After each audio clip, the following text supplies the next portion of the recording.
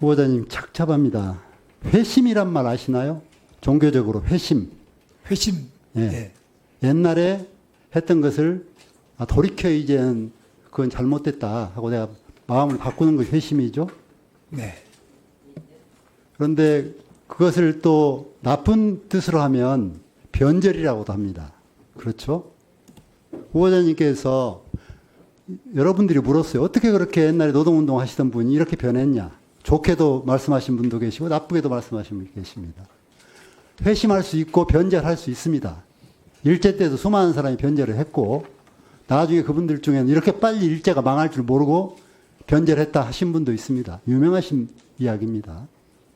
그런데 저는 참 아쉬운 게 후보자님께 노동운동을 첨단으로 하셨어요. 선호련, 김문수 위원장 하면 그 당시 70년대 후반 80년대 90년에 거치면서 대한민국 모르는 사람이 없었지 않습니까? 훌륭하신 분이었죠. 그런데 동구권이 무너지니까 내가 회심을 했다. 나쁘게 말하면 변절을 했다. 그러면 최소한 회심을 할 때는 그 본질은 놓치지 않고 방법을 고칩니다. 내가 옛날 무장투쟁을 했으면 바꿔서 이제 정말 봉사하면서 낮은 데로 가서 사람과 함께 봉사하겠다. 이렇게 바뀝니다. 그런데 어떻게 후보자님은 노동운동을 할 때도 사회적 약자를 위해서 하신 거잖아요. 그러면 이 시대에도 노동운동은 여전히 노동자들은 기업에 비해서 약자잖아요. 20년째 똑같은 봉급받는 사람들이 있잖아요.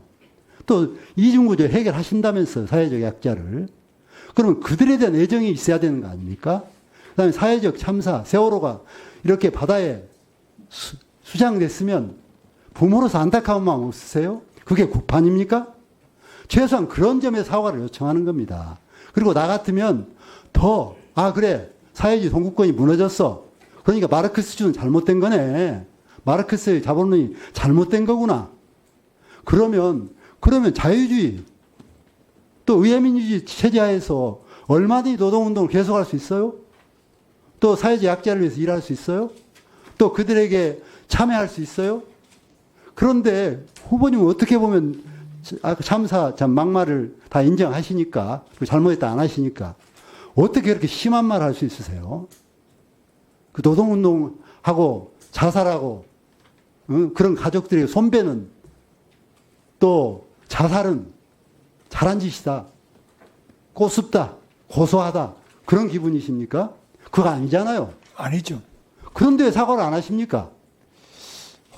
그 점은 제가 이제 의원님 말씀하신 건 답변을 좀 드릴까요? 짧게 하세요. 예. 아니, 이따 끝나고 제가 발언 드릴게요. 예, 그러시도 좋습니다. 네. 예, 말씀하신 본질을 해야 되니까. 네. 예. 의원님, 최근에 그 대한민국 건국 논란을 통해서 지금 논쟁이 일어나고 있잖아요. 대한민국 사회에. 특히 김영석 독립기념관 관장이 적절하냐 부적절하냐 논쟁이 일어나고 있습니다. 광복회 회장님께서 아예 이번에는 정부가 주최하는 독립기념 행사에 가시지 않으시고 따로 행사를 했어요. 어떻게 정체성이 맞지 않는 사람을 독립기념관장으로 앉히냐. 그때 그 정체성이 뭡니까? 대한민국 정체성을 말하는 거 아니겠습니까? 적어도 대한민국이 1919년 3.1운동을 통해서 독립선언한 이후로 나라 강토는 빼앗겼지만 우리가 독립을 선언하고 투쟁하겠다 하고 임시정부를 만들잖아요. 그때를 대한민국이 출발한 것으로 보느냐 아니면 정부가 수립된 1948년 8월 12월로 보느냐 그 차에서 아까 김문수 후보자께서는 4.3 폭동, 폭동이다. 건국을 반대한 거다 하는 거 보시니까 아직 그때는 건국이 안 돼 있으니까 건국을 반대한다고 하셨고 아마 48년 정부 수립일을 건국일로 보시는 것 같아요. 맞죠? 그렇습니다. 그렇죠? 네. 근데 이것이 엄청난 차이를 갖습니다. 네. 자, 미국 독립기념일이 언제입니까? 미국은 1700 13개주 대륙회의 대표자들이 모여서 70. 미국 1776년입니다. 그렇죠. 그때가 식민지 치하입니다. 네. 영국 정부 합니다. 그리고 그 전에부터 독립전쟁을 시작해서 1783년까지 독립운동을 합니다. 독립투쟁을 선언하면서 소위 합중국 독립선언을 13개 주 대표들이 모여서 합니다. 그날이 독립기념일이고 건국기념일입니다.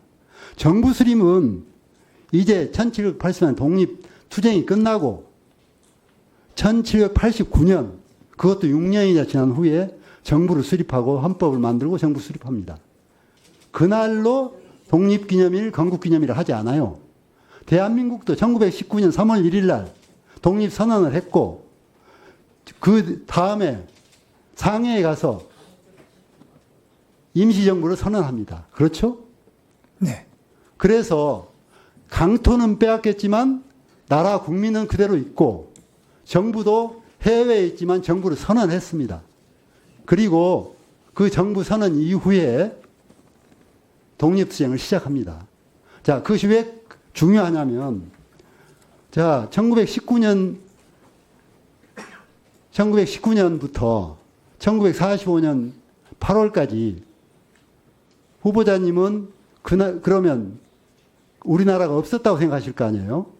정부란 게 없으니까. 나라는 뺏겨버렸죠. 그러니까 없다고 하는데 그러면 임시정부가 있었습니다만은. 있었으면 인정 안 하는 거죠. 예. 그러면- 인정을 안 하는, 임시정부는 인정하는데 나라는 일본 제국주의에 뺏겨버립니다. 그러니까 그 차이가 어떤 차이를 낳느냐면 첫 번째, 그러면 이제 일본은 그때 일본 국적이라고 하잖아요. 네. 그리고 지금 김영석 독립기념관 관장도 똑같은 주장으로 우리는 일본 정부 시대를 살았다.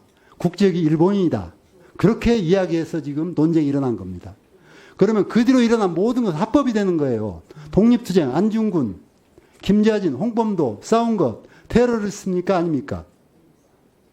아니잖아요. 당당하게 싸운 거잖아요. 네. 그런데 적어도 일본인들의 입장에서 보면 반란군입니다. 반란군이에요. 4.3 폭동이 반란이라면서요?